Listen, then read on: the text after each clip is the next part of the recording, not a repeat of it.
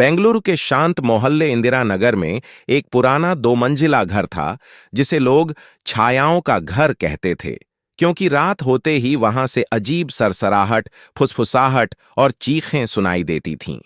एक दिन रवि नाम का आईटी इंजीनियर उस घर में किराए पर रहने आ गया, क्योंकि किराया बहुत कम था और उसे भूत प्रेत जैसी बातों पर विश्वास नहीं था।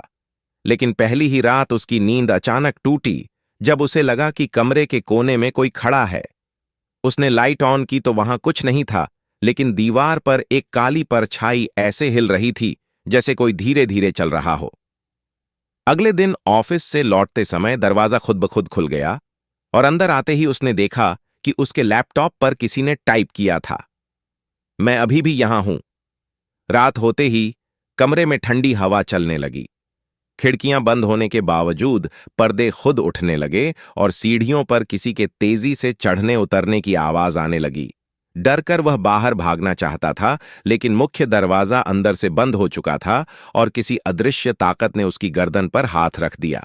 डरी हुई आंखों से उसने आईने की ओर देखा तो पीछे एक जली हुई औरत की आत्मा खड़ी थी, जिसकी आंखें लाल अंगारों की तरह चमक रही थीं।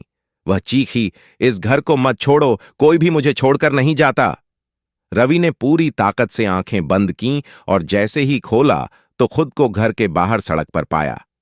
लेकिन जब उसने पीछे मुड़कर देखा तो घर की खिड़की से वही औरत मुस्कुरा रही थी, जैसे कह रही हो, तुम अभी भी मेरे ही हो।